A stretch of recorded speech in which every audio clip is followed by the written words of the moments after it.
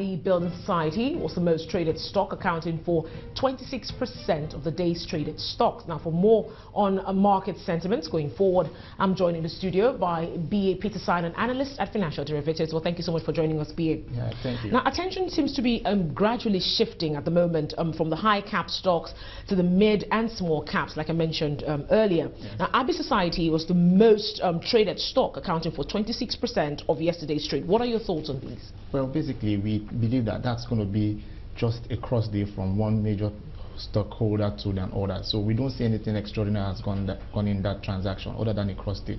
That's that. Then looking at people now moving, investors rather, now moving on to mid and low cap stocks.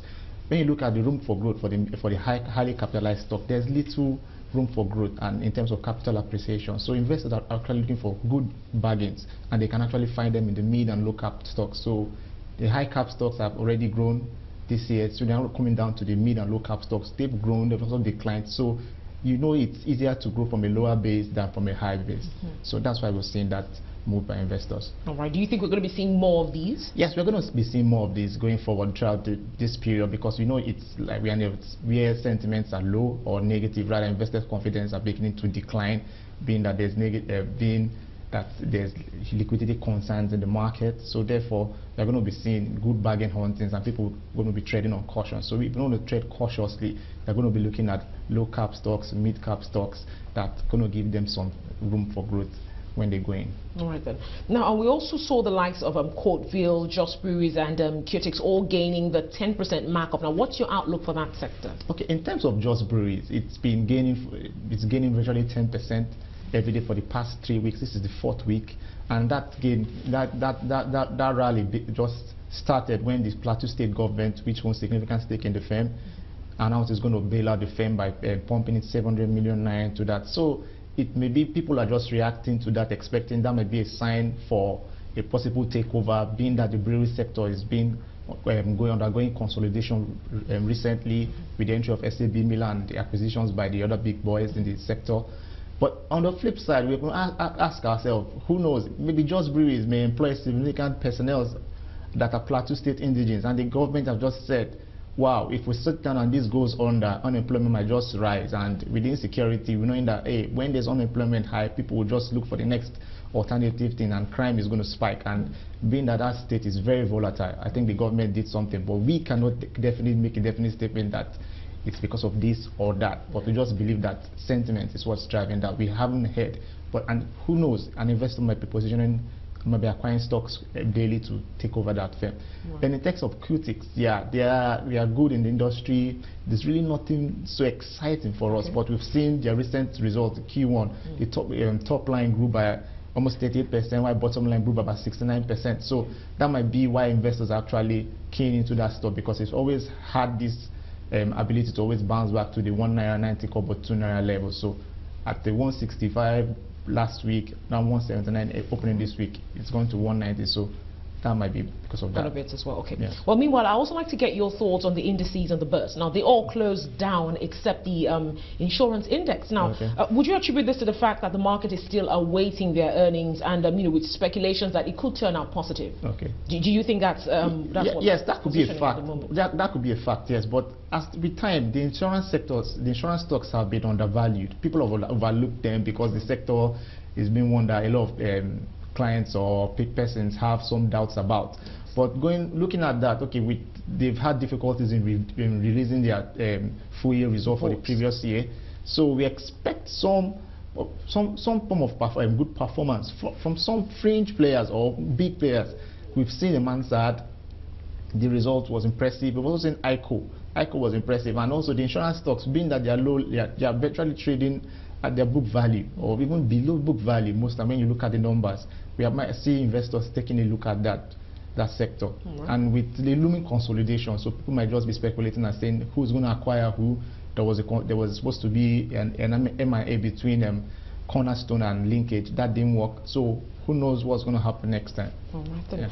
Well, now moving on to other news in the market. Now, July year-on-year inflation rose by 0.35% to 8.75%. Now, what's your outlook for inflation? I mean, should we be seeing? Those numbers are going to be released next week. What's your outlook? Okay, our outlook, we expect it should remain within the range, nothing significant, but we might see a slight shrink, in the sense that given the industrial action, we can see the ASU strike, the health workers, and possible payments the government might have to make to pacify these unions that are actually going on strike. So that has actually helped to tone down production a bit. So we don't expect any spike in inflation. Rather, we expect it to shrink a bit. Well, we're looking at our estimate is about 8.64, 8.65% for August. All right, let's see what next week will unfold, I guess. Yes. Now, moving back to the market, what's your outlook for the rest of the year? Now, we have seen it at the 40,000 level, I mean, at some point this year. Now, however, it's hovering around the 35 to 36,000 levels, as recent trades have shown. What's your take on it? Wow, it's going to be a rough final quarter for the year. We don't expect anything fancy from Q3 results, given that liquidity has been mopped up from the banking stocks. So being the banks are the ones that are actually going to oil the economy, their capacity to actually lend to businesses have been greatly impaired by the debit of public sector deposits by the CBN. Almost over $1 trillion left the bank's position. They picked up those funds at virtually no cost, and they were able to lend out to some businesses. But let's look at it that their net interest margin has been squeezed.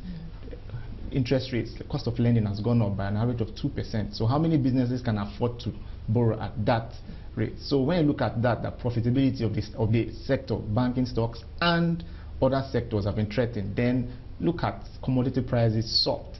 Those who want to sell within the Nigerian market are not going to be faced with pressures from cheap imports coming in from crude palm oil and sometimes sugar and wheat. Then also look at the exchange rates. The naira is going to be weaker, so that's going to be implied cost. So profitability is going to be threatened. So let's bring it down to basic economics rather.